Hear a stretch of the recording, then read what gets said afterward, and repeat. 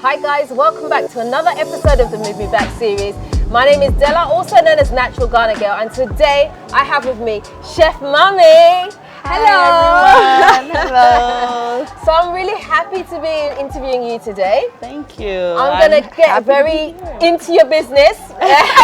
Okay, not too much. Let's do it. So tell me, first of all, I always start with this one question: are you Ghanaian? Yes, full-blown Ghanaian. Mother, father, born and raised in Ghana. Yes, okay. in Accra, Ghana, Kolebu Hospital. Hey, right down to the hospital. Okay, good. Yes. Okay, so you've just recently moved back though, right? Yes, 2019. Okay, yes. So when did you leave Ghana?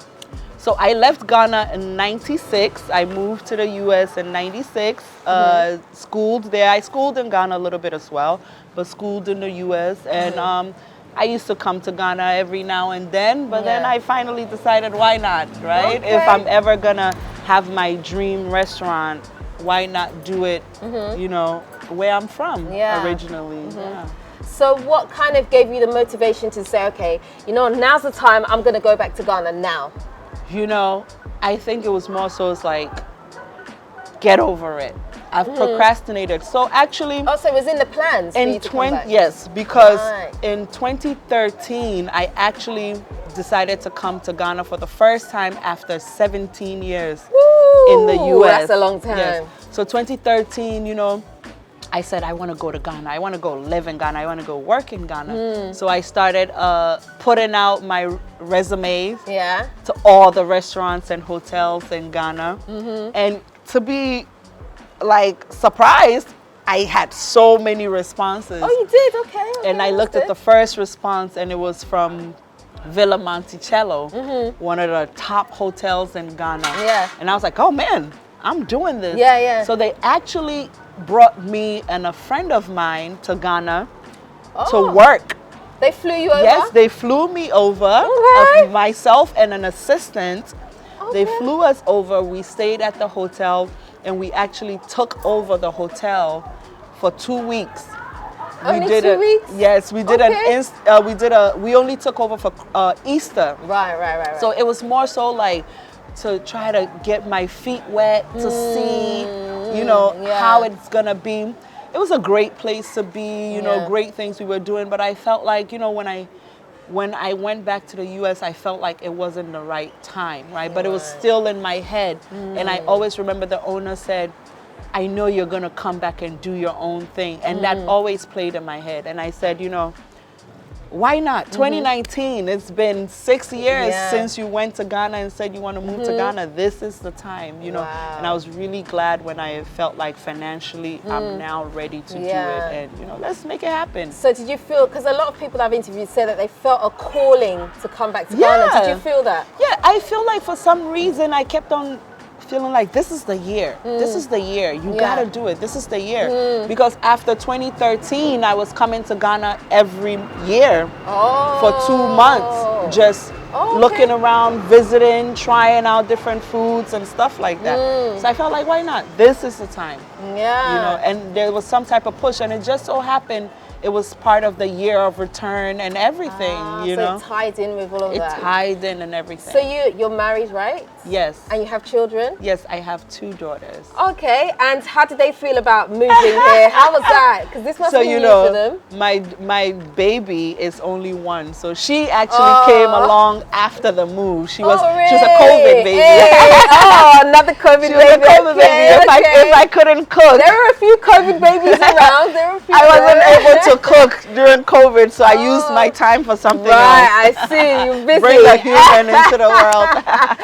Yeah, she's a COVID baby, so she had no choice. But my eldest daughter, she comes to Ghana every year. She actually loves Ghana. I'm actually looking into moving her down here with me. But I want her. Yet. She's not here yet because I wanted her to finish her, she's going to the 9th grade. She's about to go to high school.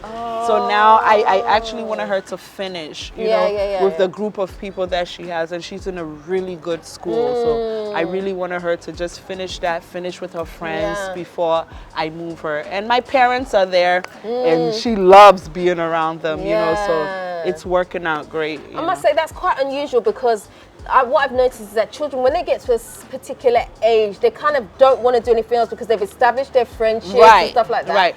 So you're saying that she's good. So, you know, the thing with her is when she was coming earlier on when she was younger, it was like, I want to live in Ghana. Like, she doesn't want to leave Ghana when it's time to go back. She already had her calling. But now that she's a little older, she's a teen, I'm like, I'm bringing you to Ghana to come stay. Mommy, you know, I don't know. Like, you know, she's having a little change of heart. Yeah. But she's like, she loves, and her only reason actually is when she comes, she's here at the restaurant and I'm putting her to work when she wants to be laid out on the beach, swimming and so stuff. it's She's like, no, I'm not coming. Yeah. Oh, wow. Okay. Yeah. So once you moved here, how did you kind of find your feet? I know you, obviously you're a chef and you had your dreams of doing a restaurant, but how did you kind of settle when you first arrived? You know, so I think the one thing that I did right was reconnect with people that I knew from here before I left, right? Okay. So, you know, I have one specific person, Efriye, my long friend from growing up, you know, and he's one person that I felt like did a lot to help because it was like, we knew nothing. Yeah. So it's like, Efriye, where can we go to register this? He knows this person. He knows that person. So it was really good to try to reconnect with people that are here. Yeah. That, you know, because it's not easy to trust people when you first come back and it's like, you know, and it happened. It wasn't easy, right? We got scammed. We were scammed. We were stolen from. Things didn't go as planned, you know, but these are the kind of things that I feel like people don't talk about before you come to Ghana. People don't tell you.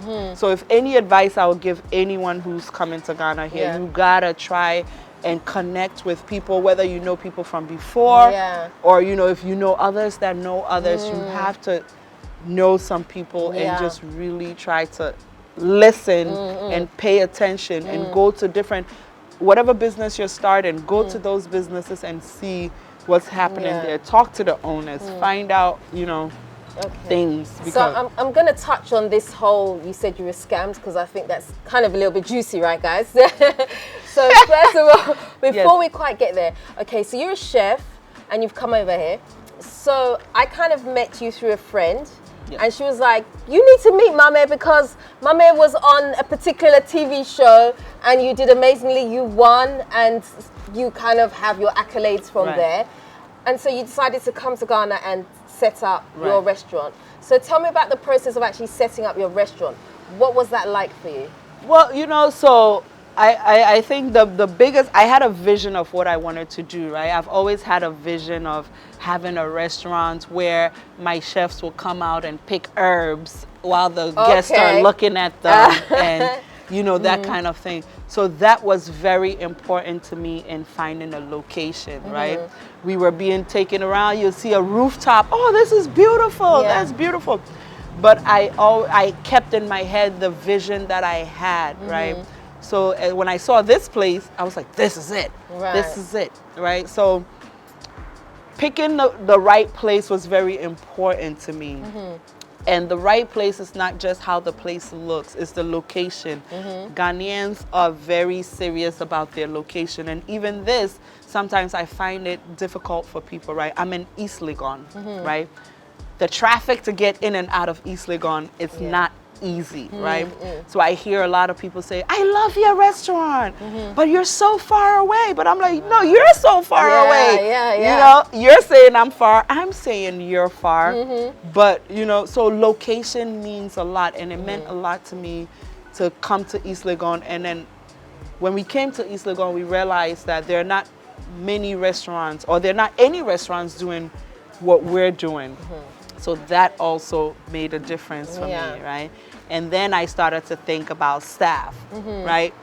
You see a lot of Ghanaian workers or like Ghanaian business owners and the way they treat their staff, right? And I had to be like, no, I want to come to Ghana and I want to do it differently. Yeah. I want to deal with my staff in a different way. I want my staff to feel the comfort that I felt when I was also working for someone. Right. You know, so that's another thing. Picking the right staff and building a team that will actually help your business be successful. Yeah.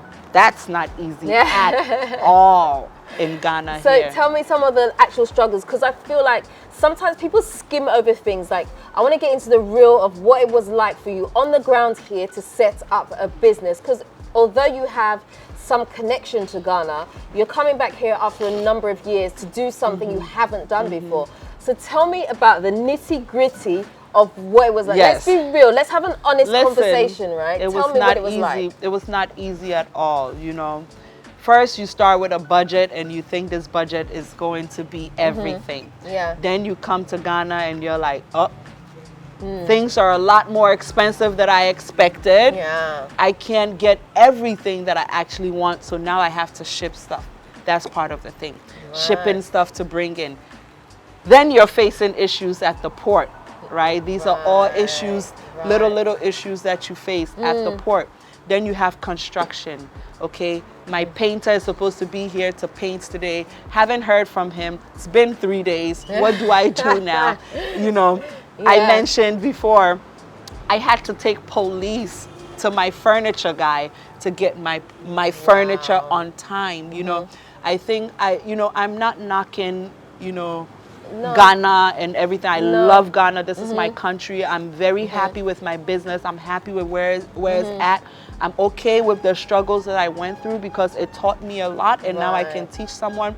But I have to say this, it is not easy working with Ghanaian artisans, trying to work with Ghanaian staff, just even hiring, right? One day you have 20 staff, the next day you have 5. Right. For what reason, you don't know. You think everything is great. Next minute, they're quitting before they even have another job. Right. It wasn't easy, you know. Dealing with GRA, dealing with paperwork. Just make sure when you come to Ghana, get all your paperwork correct. Make sure you find people who can help you do your paperwork right. Make sure you're doing everything legally. Don't try to go in the back. Don't try to pay people off. Once you start with the paying people off, you're going to be stuck with the paying people off forever, and you don't want that, right? So just really try to push on it. Everything that you have a plan. I want to be done building by this time. And if these carpenters and these masons and painters are not doing it on time, move on. Have a backup person. You get what I'm saying? Your staff, hire 100 because within a month there are only going to be 20 left. You get what I'm saying? And pay them right. Pay them right. I've realized one thing: pay your staff right. Ghanaians kind of get to the point where they need whatever it is they can get. People take advantage of that. You know, I lived in the US, so I know you may not be able to pay them what they will get paid in the US, abroad, or anywhere else, but you should also have that in your heart to not, you know, belittle them by what you're paying them, by how you're talking to them.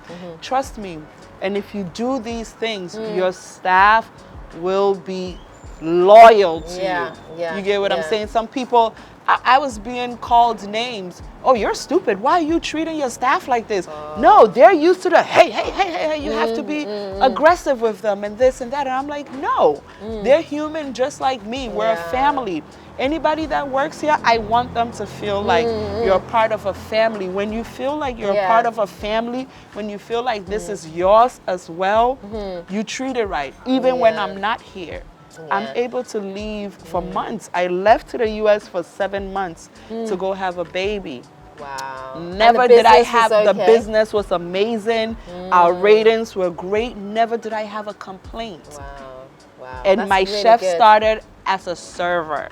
Wow, that's amazing. So I just want to touch on what you said, because you said that, you know, some of the artisans that you work with. Now, I know a lot of you are going to pick up on that and what you've said and kind of like maybe perhaps not understand fully what you're trying to come across. It's not that you're bashing anything, but no, you're actually giving the real, and I appreciate and understand what you're saying, because I've had similar experiences myself.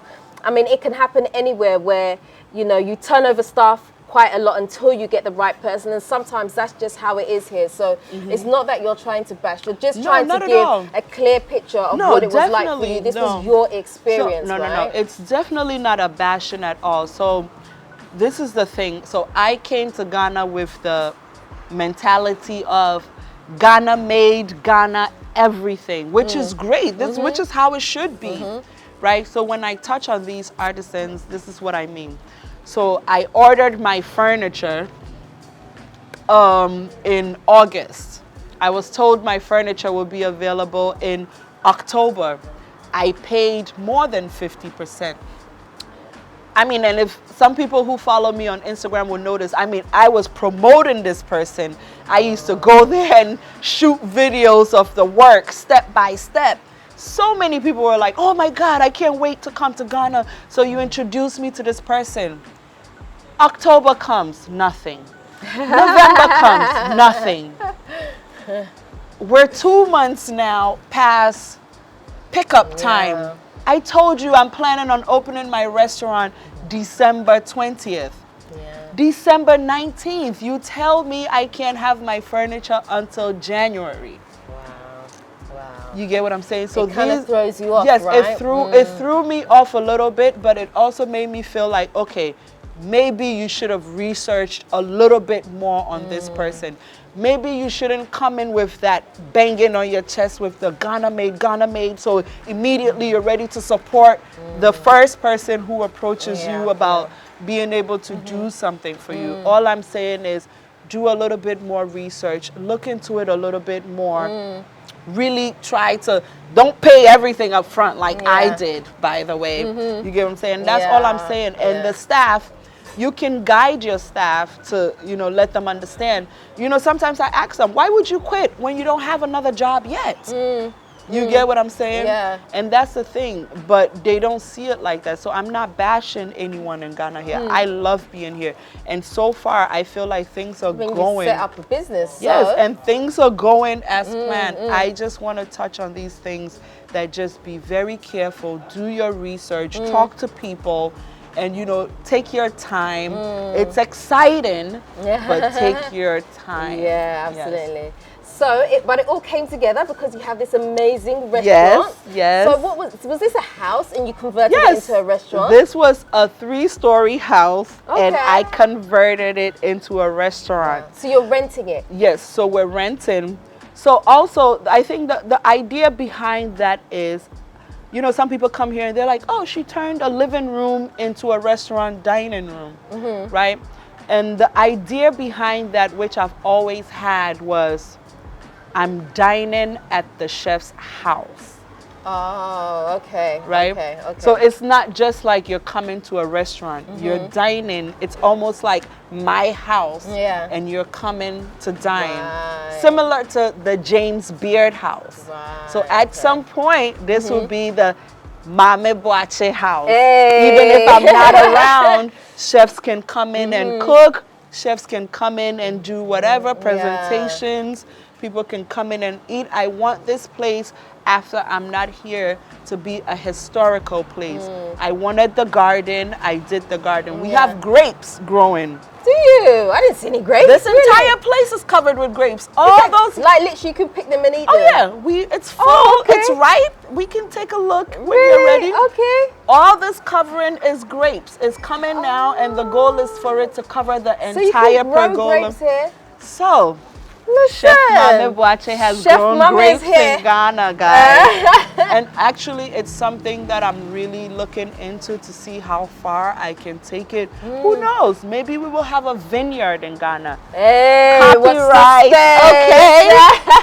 Maybe Chef Maame will be the first person to have a vineyard in Ghana. Listen, and I pray on it. It's gonna happen. That's right. If I'm able to grow grapes, and it's only 2 plants. Look how they've taken over. Wow. That's amazing. If I'm able to grow grapes on Jungle Avenue in East Legon and have it bear fruit, it's all over the back and ripe and people are picking it to eat, it can happen. So the name of your restaurant is called Gastro. Gastro. Right? And it's kind of like fine dining, would you say? Yes. Okay. So Gastro is a fine dining restaurant. We do events, we do private events, whether it's here or in your home. We send out private chefs. We rent out the entire place if you want to book it out. And we also do private tastings or just scheduled tastings. So you and your friends can say, today we're coming. Yeah, today we're coming and we want Chef Maame to build us maybe a tasting course, maybe a 7-course tasting menu. We do that, right? I think a lot of people ask me, where did I get the name Gastro from? Yeah. Right? And you see, I highlighted the G and the H. Right. What does that stand for? Ghana, of course. Right? So people were like, what does gastro mean? And I'm like, well, you know what gastronomy means, right? So basically, it's just a really amazing gastronomic experience in Ghana. Whether it's Ghanaian food, whether it's West African, whether it's Caribbean, American, Italian, French, whatever it is. So, gastro gives you. So I have to say, like, I'm a very, very fussy eater. Like, I get on people's nerves when I go to restaurants with them. But when I came here to eat, I was surprised that I was able to eat.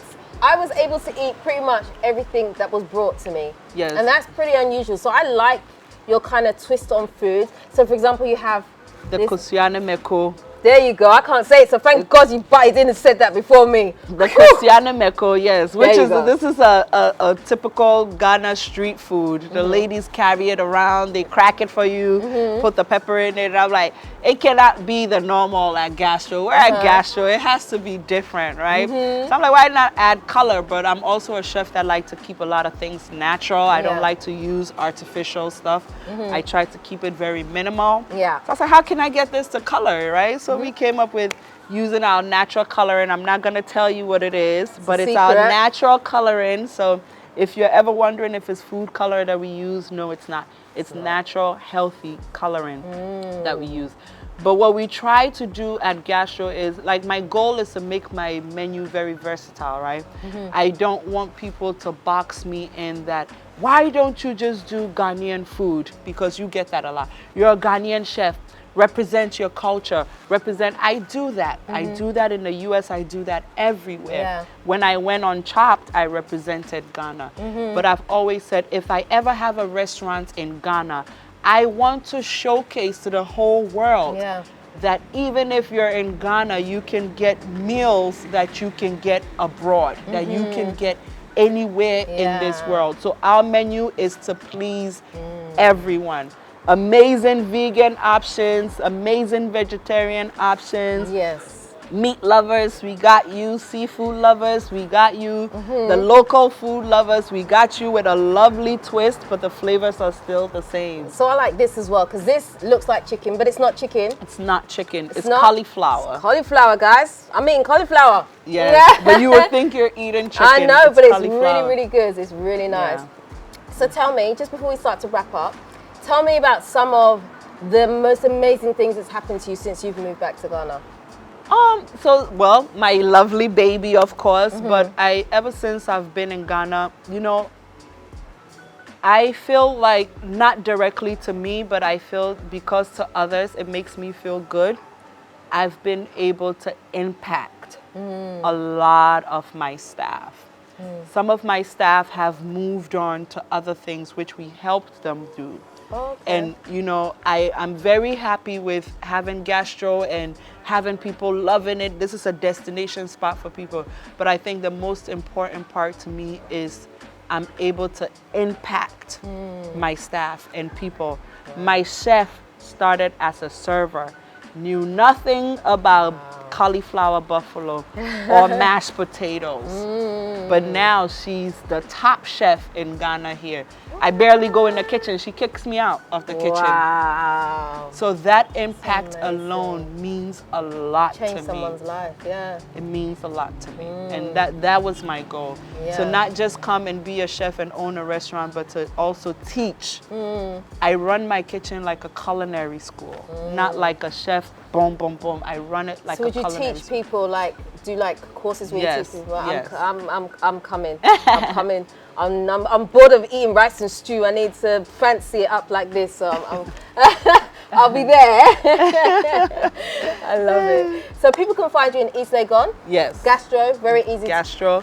We're in East Legon. We're on the same stretch as the ANC Mall. We're on Jungle Road and the corner of Oleander Street. You can find us on Google. We're also on Facebook, Instagram, Gastro _. When you Google Gastro, you can drop it on your Google Maps, your location, GPS, and you'll find us. Awesome. I was about to ask you about your social media, but you did my job for me, so now I've got nothing to say.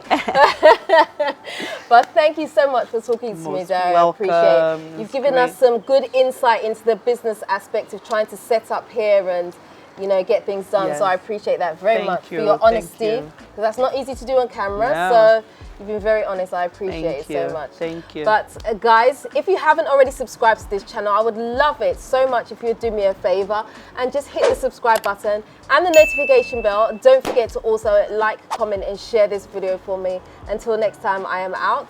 Nuti Fafa.